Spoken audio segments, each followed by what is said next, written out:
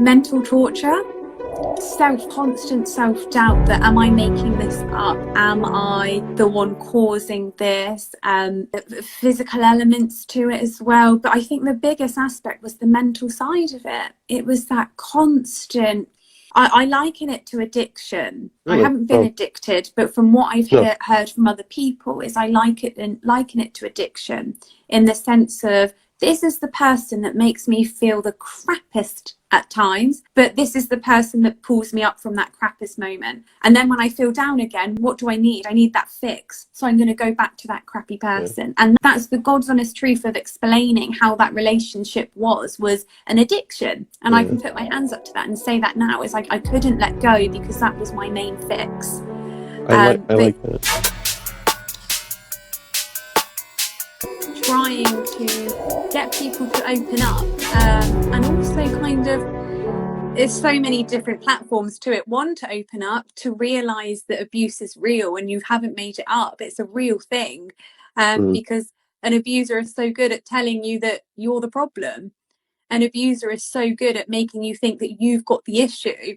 So it's kind of making people aware that it's a real thing, abuse. This does happen. And we are here to listen. I want to listen and I want to support people to move forward away from abuse, because what we end up seeing is really unhealthy patterns of one relationship to the next. So hopefully with platforms like this, we can kind of put a stop to that, or help people go the right way towards healthy lifestyles and healthy relationships.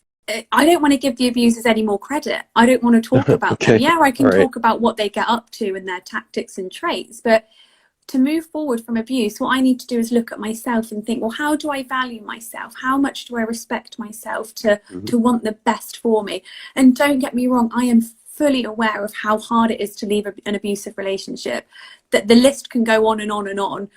But at the end of the day, if I just value myself a tiny little bit more, I'm going to then feel like I deserve a lot more. And that's what it comes down to. It's about abuse at the end of the day is the abuser's choice. They had a choice in that. They chose to abuse. However, what I can do now is choose to empower myself to move forward and not be in those repetitive patterns of unhealthy behaviors. And even when we may be having a good day and not having to chase red flags, as you said a little bit earlier, or anything like that, that's not the time to let the guard down, right? We still need to continue to take care of ourselves, or how'd you put it? We need to give a gift to ourselves, that we have the right to say no, and we need to take care of our basic needs. We can't do that for a little bit and then let our guard down, because then the abuser has another opening.